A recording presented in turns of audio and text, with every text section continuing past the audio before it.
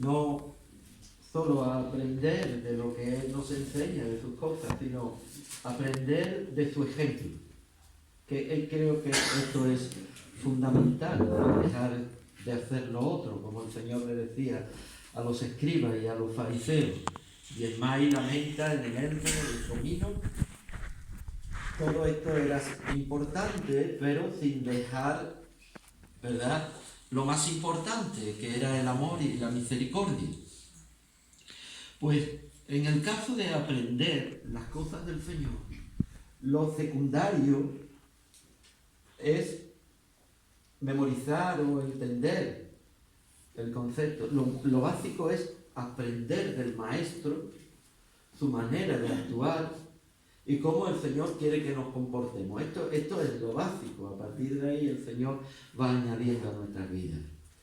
Y el rey David, cuando escribe, como cada uno de los que están escribiendo la palabra inspirado por el Espíritu de Dios,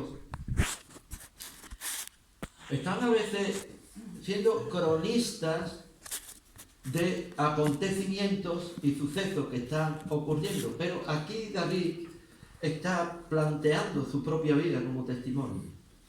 Y dice así el Salmo 23. Jehová es mi pastor, Salmo de David.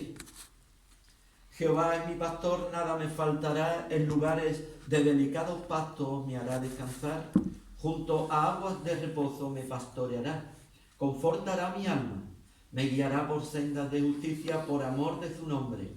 Aunque ande en valle de sombra de muerte, no temeré mal alguno, porque tú estarás conmigo.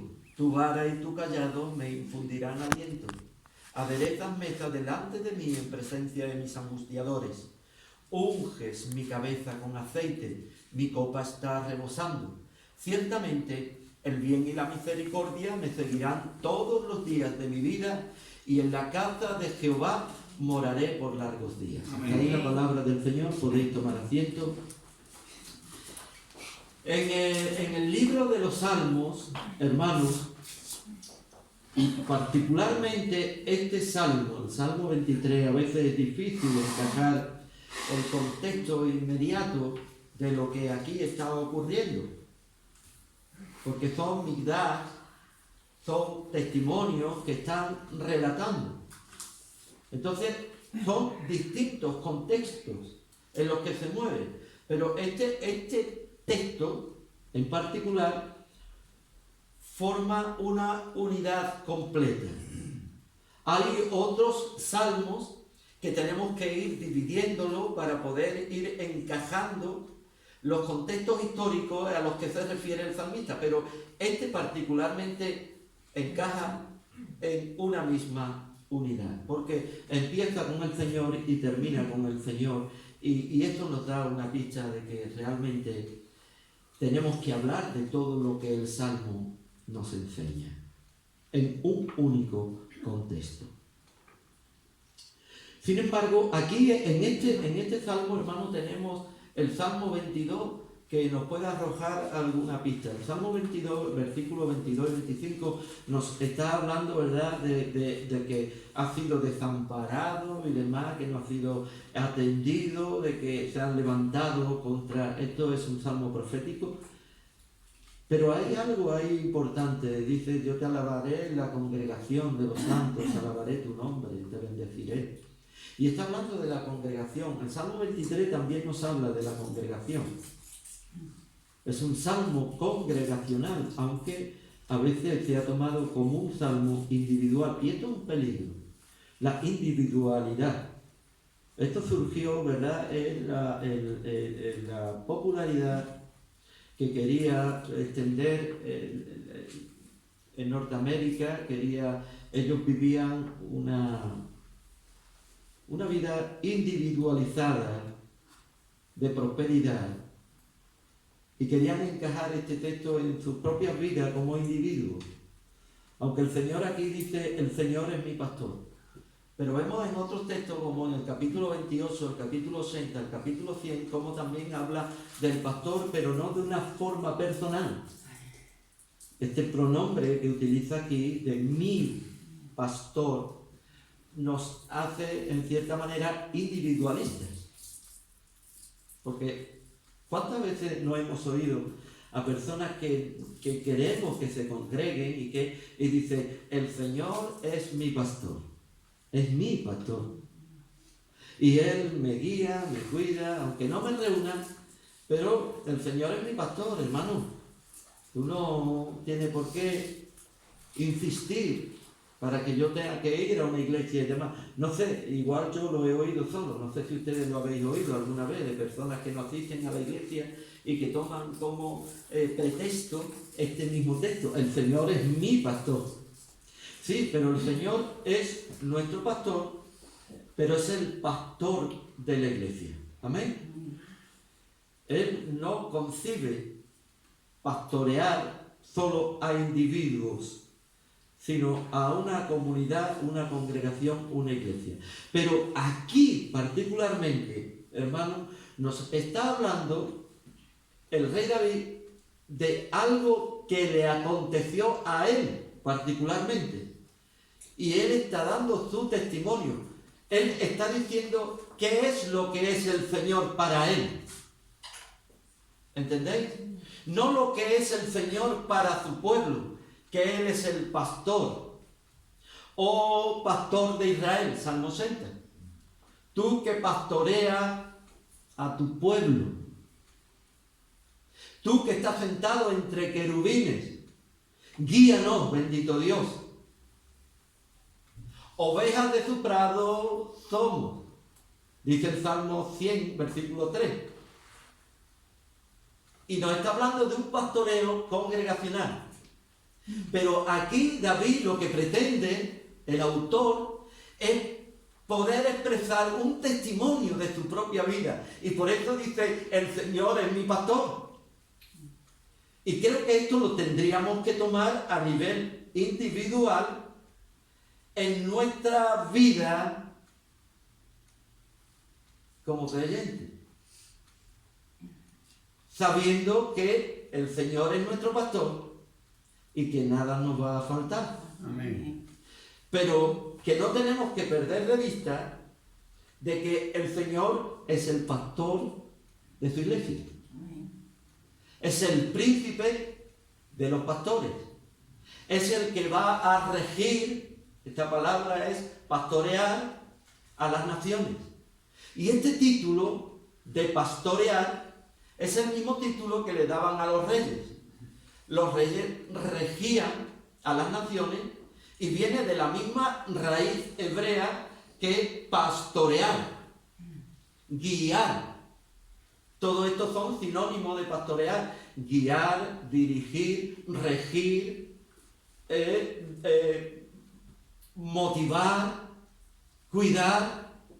Todo esto son formas en las que los reyes tenían que obrar. Y aquí el rey David está hablando de pastorear su vida, pero está hablando también de un rey. El Señor es mi pastor, pero el Señor es mi rey, es quien me pastorea. Amén. Y esta es la cuestión, hermano. En estos salmos que hemos estado mencionando, el 28, salva a tu pueblo y bendice a tu heredad. Oh Señor, pastorea tu iglesia, reconocer que el Señor es Dios, Él nos hizo y no nosotros mismos. Pueblos tuyos somos y ovejas de tu prado. Todo esto habla el Señor de que Él es el pastor de su iglesia. Pero aquí está hablando el Señor es mi pastor. ¿Lo podríamos repetir? El Señor es mi pastor. El énfasis, hermano, en el Señor como pastor personal se hace aquí en este texto. Pero también es un desafío en este ciclo tan individual. Lo que podremos presumir a veces de que solo el Señor es nuestro pastor y que no tenemos que dar cuenta a nadie. La cuenta se la doy yo al Señor, que el Señor es mi pastor. Que puedo estar viviendo en una congregación y cambiar a otra congregación y no dar cuenta a nadie, diciendo tan solamente que el Señor es mi pastor y vaya a donde vaya, no tendré que rendir cuentas a nadie. Es un peligro que, por cierto, hoy estamos viviendo. Las personas no queremos comprometernos.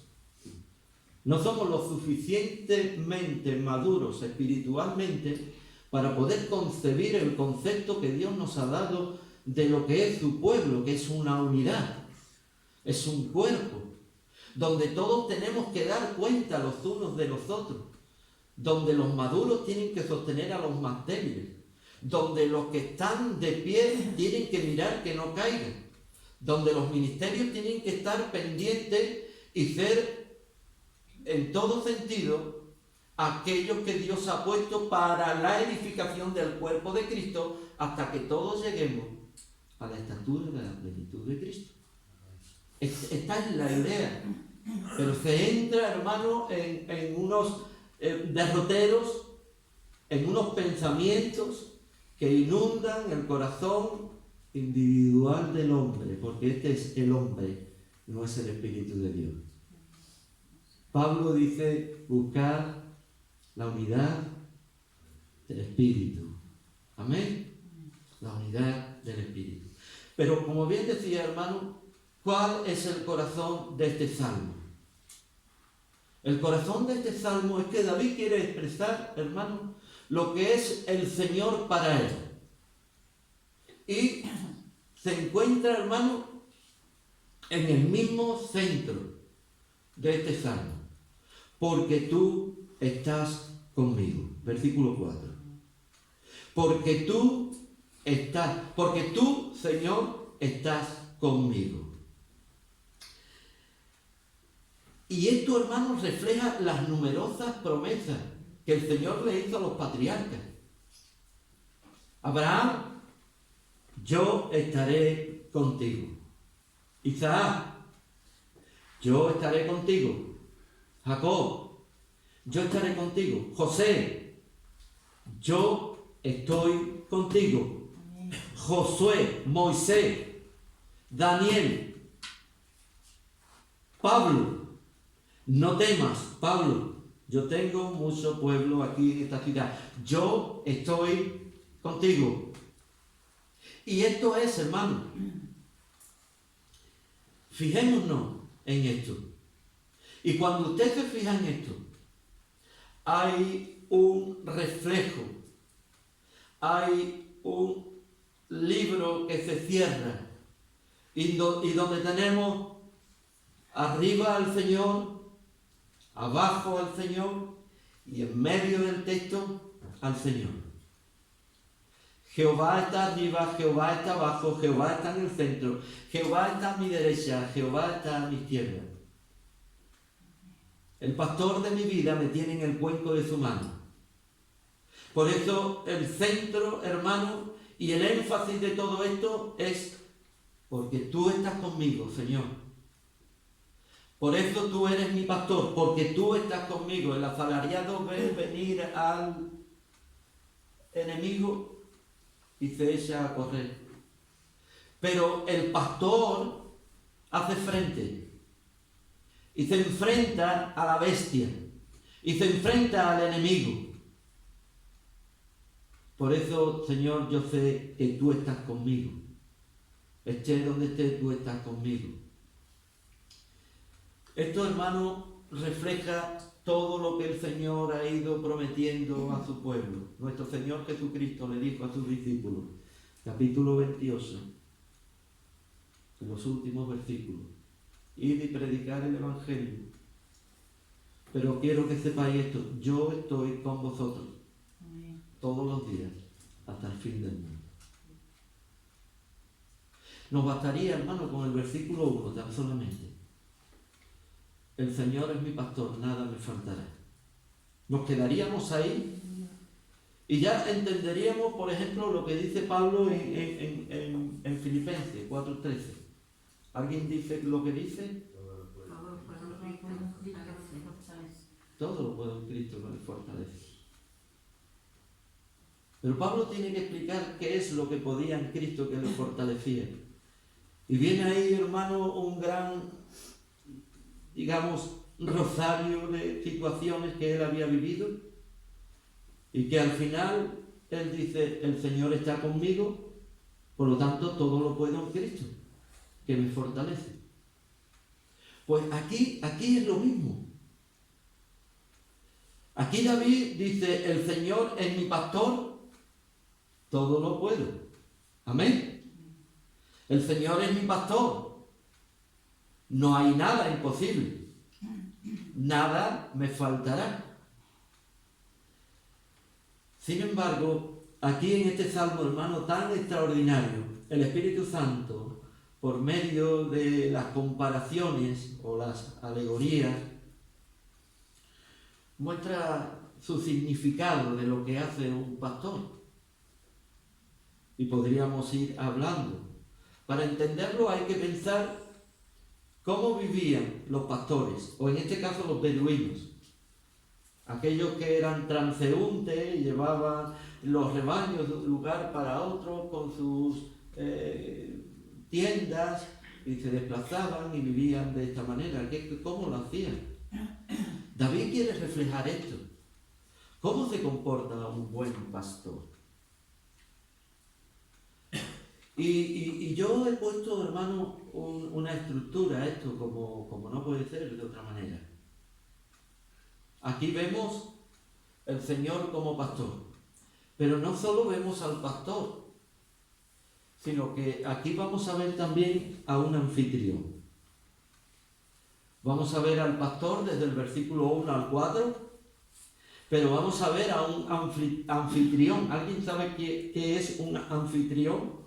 Aquel que recibe a los huéspedes, aquel que es el dueño de la casa y está recibiendo con hospitalidad a aquellos que necesitan ser alojados.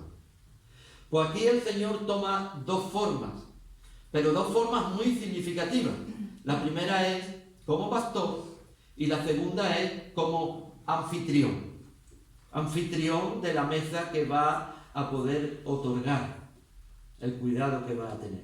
Fíjense, aquí estaba preparando el sermón y me traía el Señor a mi corazón cuando en la parábola, en el capítulo 15 de Lucas, hay tres parábolas. Está la del pastor que pierde a la oveja, la mujer que pierde la moneda y el padre que pierde al hijo. Pues aquí el Señor, como maestro, como rabino, está tomando este tipo de alegoría, porque va, digamos, sin dejar de tener importancia, pero va de menor importancia a mayor importancia. Él pone el ejemplo de una oveja, pero después pone el ejemplo de una persona. El Señor es el pastor de la oveja, el pastor la cuida, el pastor hace sus labores y demás. Pero después hay un anfitrión que tiene una relación personal. Adereza mesa en presencia de mis angustiadores, mi copa está rebosando, unge mi cabeza con aceite. El bien y la misericordia me guiarán todos los días de mi vida y en la casa del Señor moraré por largos días. Y aquí hay un trato personal, una relación más íntima. Aquella es animal, pero esta es humana. Y es lo mismo que pasa en el capítulo 15 de Lucas.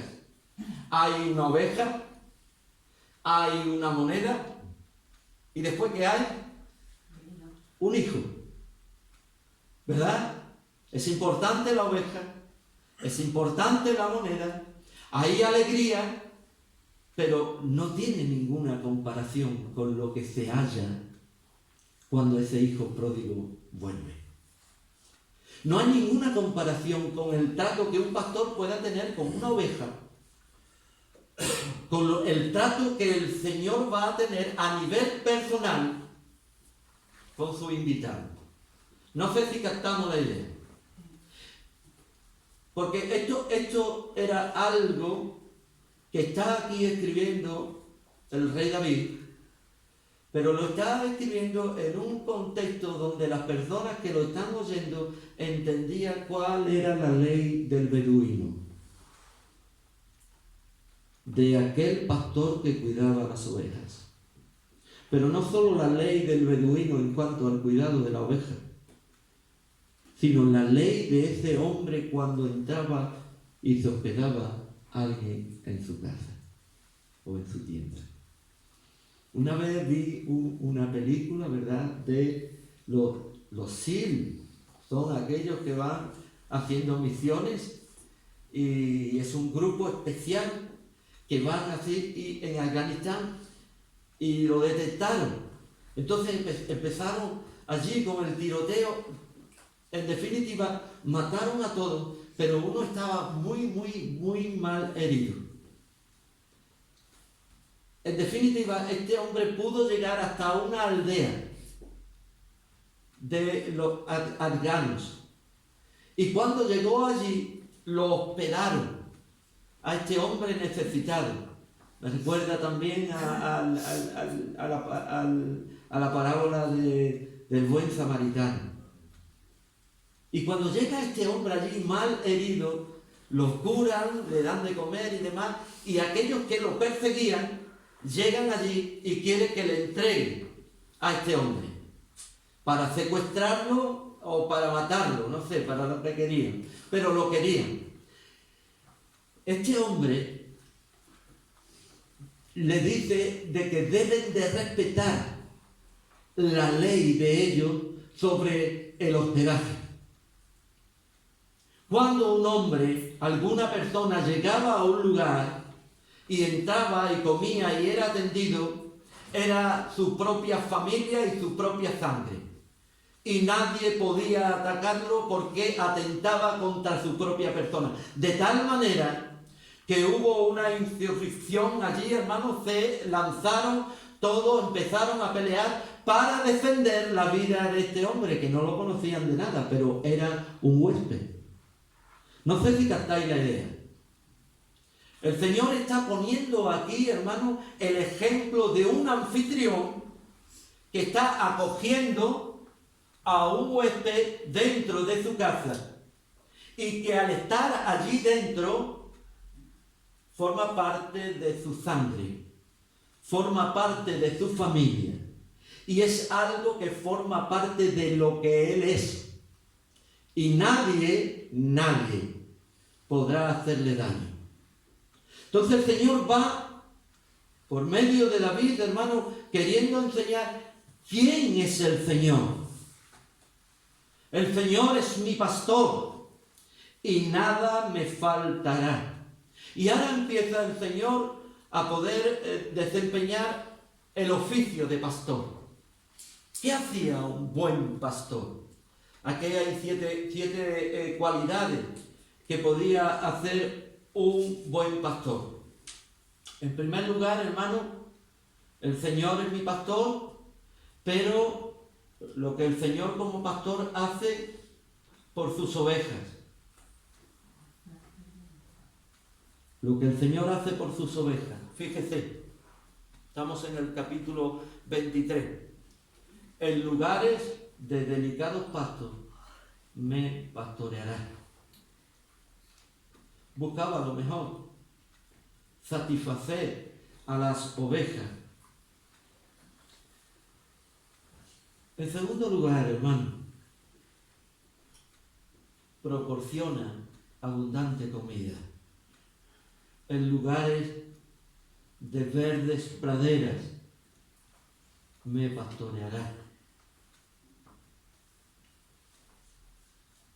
Número 3. Conduce a sus ovejas por aguas seguras.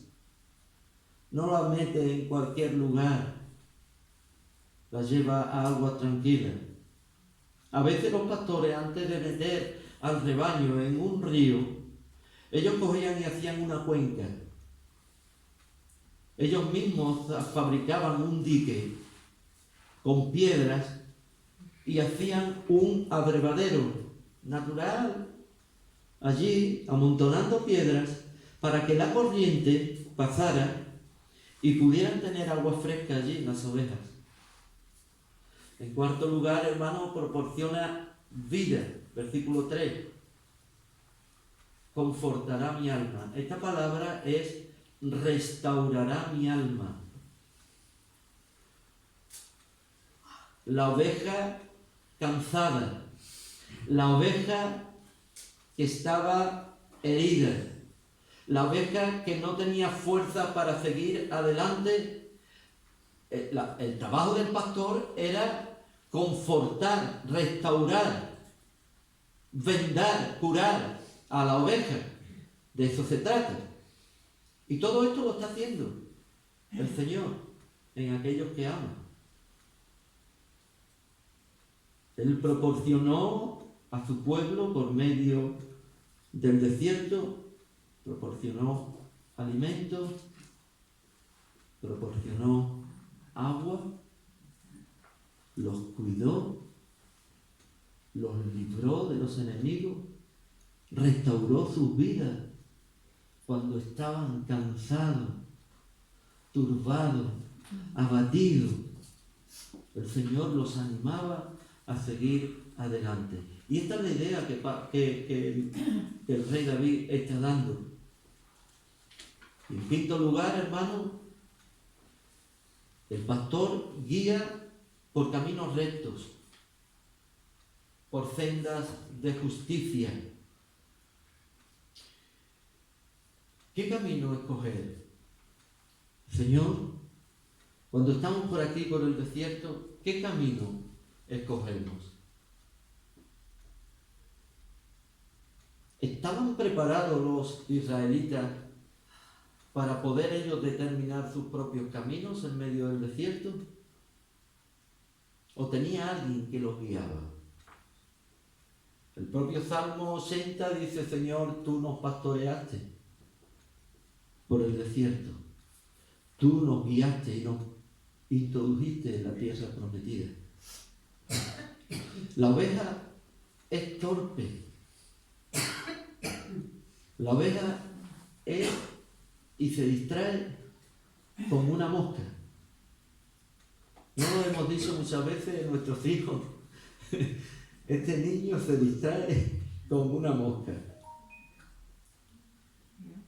Adelántate. O cuando hemos salido, no sé, y como familia, una excursión, una comida, y siempre, niño, que te vas a perder. Se distrae con cualquier cosa los niños. A las ovejas le pasa lo mismo. Entonces, ¿cuál era el trabajo del pastor? Guiar a las ovejas. Pero la guiaba, fíjense la palabra que utiliza. Por sendas justas. Y esta palabra es por sendas rectas, porque aquí la justicia no es una justicia de lo que podemos entender a derecho en un juzgado y demás. No. Aquí la justicia es rectitud, porque esto es lo que hace la justicia, restituir. Amén. Por eso hemos sido justificados, porque el Señor nos ha restituido en Cristo. Entonces, esta palabra que utiliza aquí, por senda de justicia, no es una senda de la justicia de Dios imputada, no. El rey David está diciendo, el pastor busca siempre el mejor camino y menos peligroso. Un camino recto. Y para eso, él es quien guía. La oveja es tan torpe que no puede seguir adelante, que se enreda en cualquier sitio. Por eso muchas veces, hermanos, tenemos que pedir la dirección de nuestro pastor.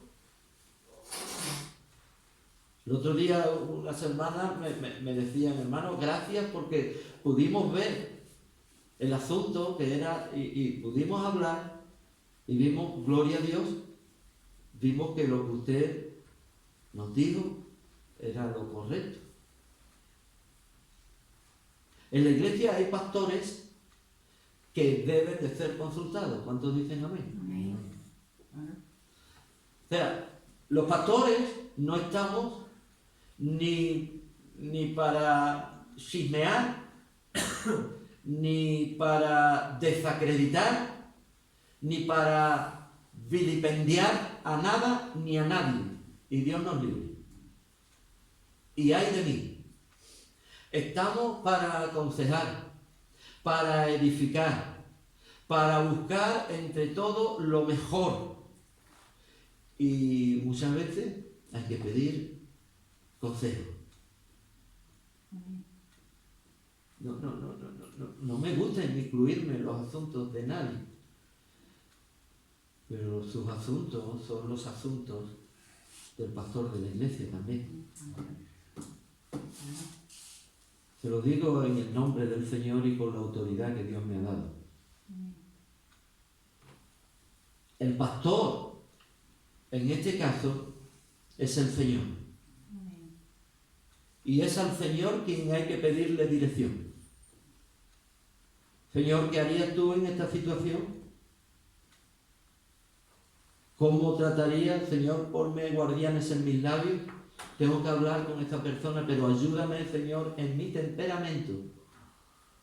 Que yo no sea tan temperamental, que yo no espante, que yo pueda ser sencillo, humilde, que si me equivoco sepa pedir perdón, disculparme, que pueda buscar con la mejor manera, Señor, que esta persona no sea dañada en nadie, sino restaurada en nada.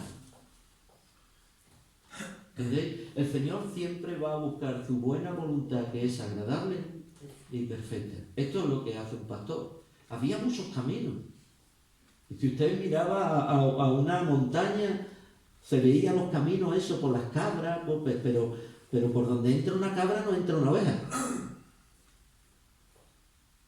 Y a veces vemos a las cabras por el monte, pero que se mete por allí muchas ovejas y al final, ¿sabe lo que ocurre?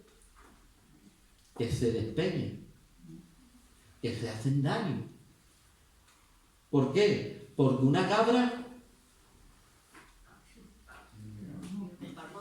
no es una oveja.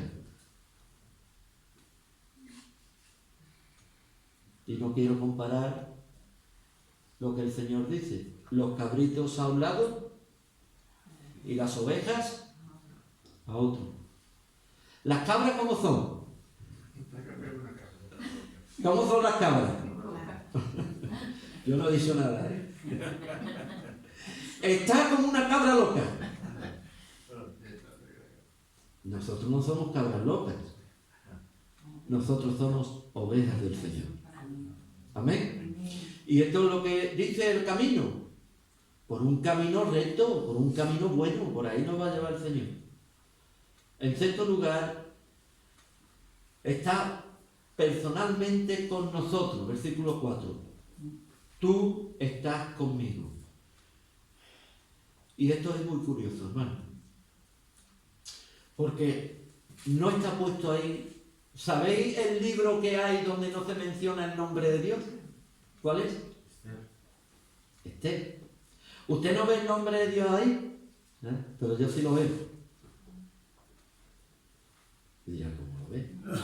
Es muy sencillo. El lenguaje, la escritura, no es la misma. ¿Sabéis qué es escritura? La hebrea. El hebreo. Y el hebreo no es tan solamente una forma de escribir y de expresarse. El hebreo es una literatura codificada. Y os adelanto. El nombre de Dios está codificado en el libro Esther. Porque era muy peligroso escribir el nombre de Jehová como el único Dios en esa época. Entonces los judíos lo codifican. ¿Cómo lo codifica? Por medio de las palabras que en su formulación equivale a un número, que ese número es el tetragramón.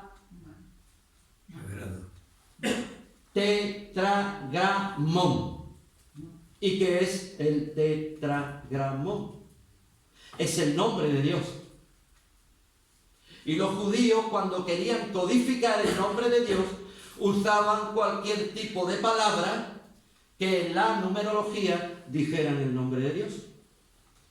Y por eso digo que el corazón de este salmo es: porque yo estoy contigo.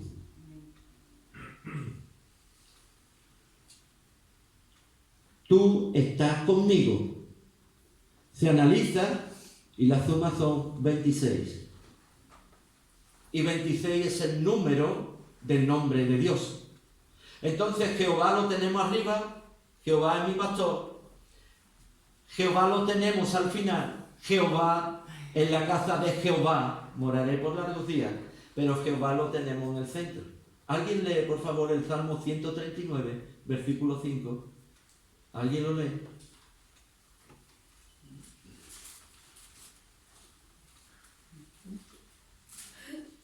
Salmo 139, versículo 5.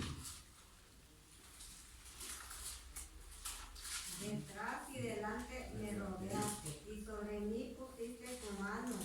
Amén. Detrás y delante me rodeaste y pusiste mi mano. Esto es lo que vemos en este salmo. El Señor es mi pastor, nada me faltará, porque Él va delante, Él va detrás y Él me rodea con sus manos. ¿No es maravilloso, hermano? Él me rodea con sus manos. Y en séptimo lugar, el pastor proporciona consuelo. Tu vara y tu callado me infunde aliento. En el Nuevo Testamento Jesús es llamado el buen pastor. Si vemos los milagros del Señor, esto forma parte de toda la historia en el Antiguo Testamento. Sobre todo el libro de Marcos dice que el Señor cogió y alimentó a los que estaban en el desierto y los puso así, de 50 en 50, de 100 en 100, y los puso sobre la hierba y los alimentó.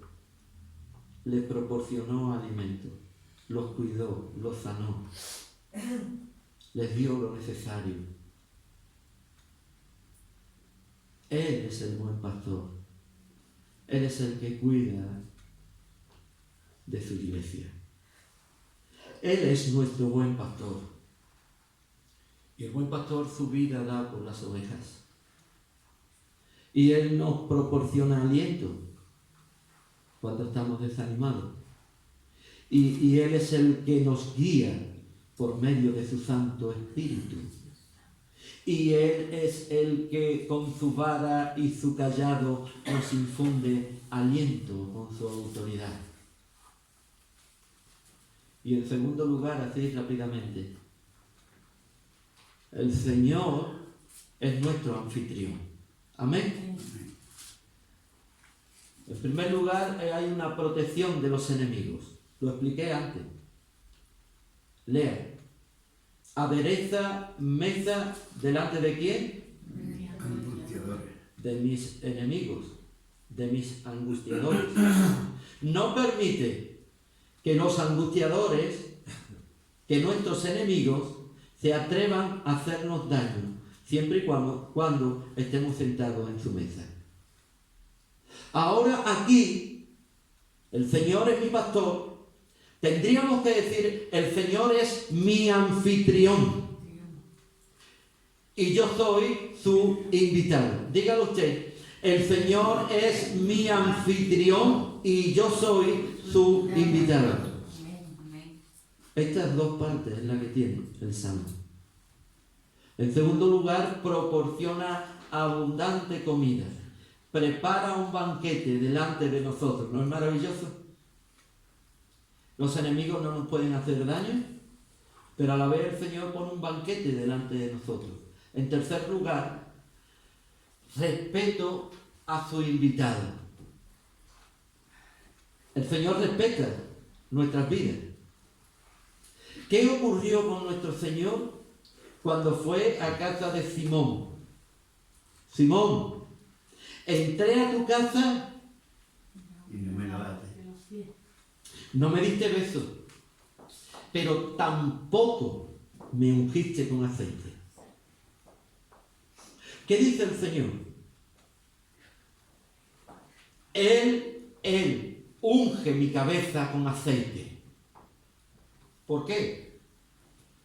Porque era la costumbre de aquellos que venían del camino de hacer su peregrinación y entraba dentro de la tienda de un anfitrión por las quemaduras, por el empaque de todo lo que era, hermano, la hostilidad de donde ellos venían, pues los recibían, le lavaban los pies y le ungían con aceite para que esa piel que estaba castigada pudiera recibir un bálsamo medicinal. Y el Señor se lo dice a este hombre, que era anfitrión. Entré a tu casa, no me lavaste los pies, no me diste besos, pero quiero decirte algo también. No me ungiste con aceite. Sin embargo, el Señor sabe y usa aquí, hermano, por medio de la inspiración del Espíritu, al rey David, diciéndole a aquellos que están oyendo, que están pasando por momentos de circunstancias adversas, que el Señor es nuestro pastor, pero también es nuestro anfitrión y que estamos sentados a su mesa, que los enemigos no nos pueden hacer daño, que el Señor ha puesto una mesa delante de nosotros y que además Él respeta al invitado. ¿No es maravilloso? El Señor lo ha hecho con nosotros. Él nos ha ungido con el mejor aceite, que es el aceite de su Espíritu.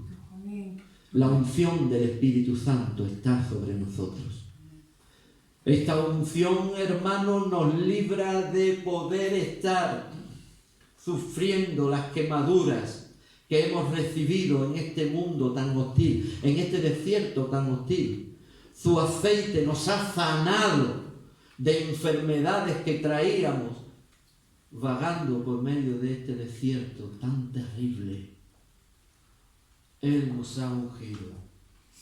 Jesús proporciona estas cosas a sus seguidores.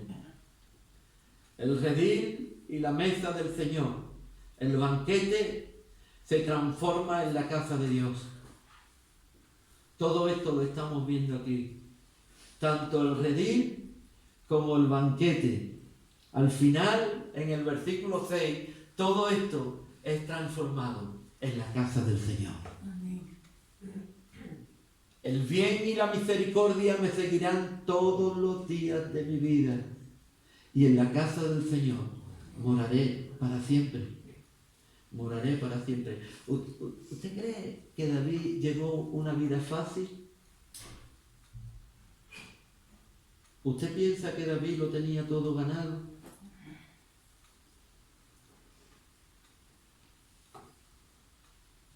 En primer lugar, sus hermanos tuvieron una gran envidia de él.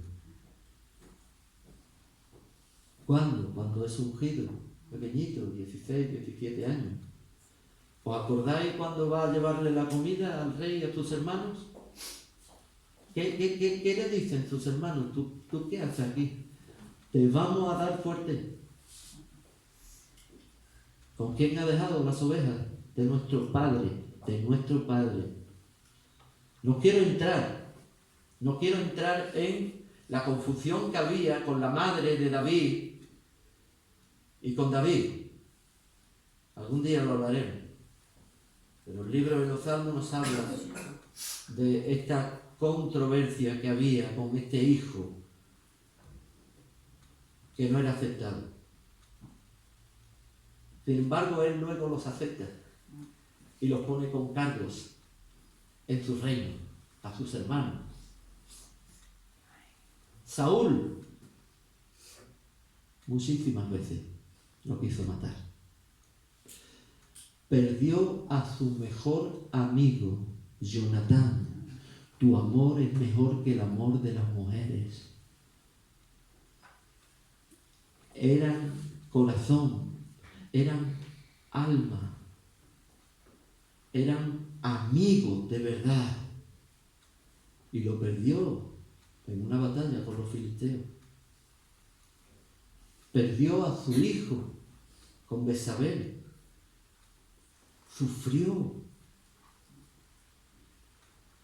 Sufrió, hermano, que lo quitaron del trono por su hijo Absalón. Y tuvo que irse. Y sufrió cuando mataron a Absalón. Hijo mío, Absalón, hijo mío. Si hubiera podido dar yo mi vida por ti, me hubiera entregado. Hijo mío. Tremendo. No era un camino de rosa, hermano, igual que el suyo y el mío. No pensemos que vivir en el Señor va a ser una vida con todo solucionado. El valle de la sombra y de la muerte. Nuestros enemigos que nos persiguen. Pero sabiendo que el Señor es mi pastor y nada me faltará. Que el Señor es nuestro anfitrión y que en su casa estaremos todos los días de nuestra vida. Que el bien y la misericordia, me perseguirán, estarán siempre persiguiéndome. ¿A quién? A aquellos que somos los invitados a la mesa del Señor. El bien siempre está de su lado, querido y querida hermana. La misericordia de Dios siempre está de nuestro lado porque tenemos al Padre de misericordia y al Dios de toda consolación. Y siempre está a nuestro lado. El Señor es mi pastor, nada me faltará. El redil y la mesa del Señor, el banquete, se transforma en la casa de Dios. Espera tener comunión con el Señor toda la vida. David, no solo en esta vida presente, sino en la vida futura. El bien y la misericordia me seguirán todos los días. ¿De qué? De mi vida. Pero es que en la casa del Señor moraré eternamente, después de la vida terrenal. Espera tener comunión con Él eternamente. Esto no significa que no haya dificultades, más bien significa, como dice el versículo 4, que el Señor estará conmigo en esos valles oscuros, que Él me va a pastorear en todo momento y nunca se va a olvidar de mí. En otras palabras, tendrá una continua comunión con nuestras vidas, con aquellos que nos sentimos ovejas y con aquellos que nos sentimos miembros del cuerpo de Cristo. Juan 14, 1, 3 nos dice lo siguiente, hermano. ¿Alguien lo puede leer? Y terminamos con esta frase. En la casa de mi Padre voy pues a preparar morada para vosotros, porque allí donde yo esté, estaréis también vosotros.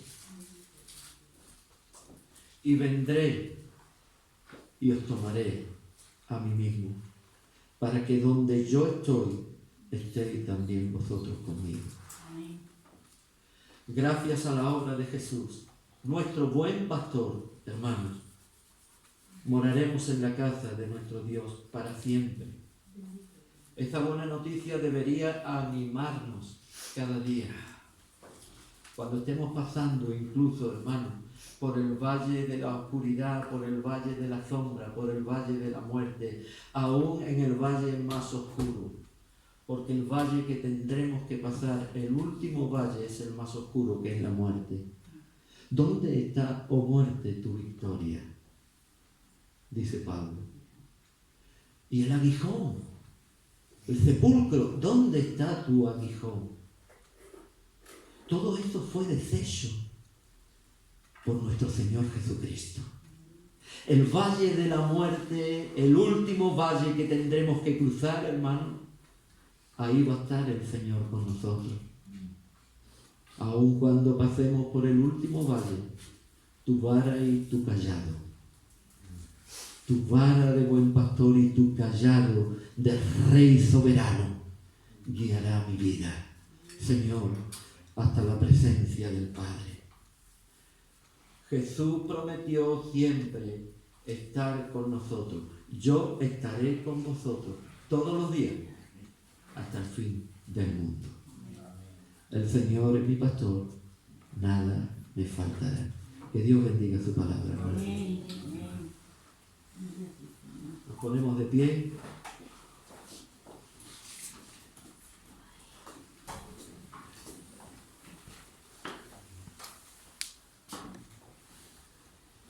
Y oramos al Señor. El hermano que tiene la oración de despedida puede...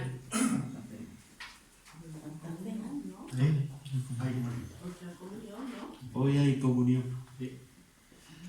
¿Podemos pasar a la comunión, hermano?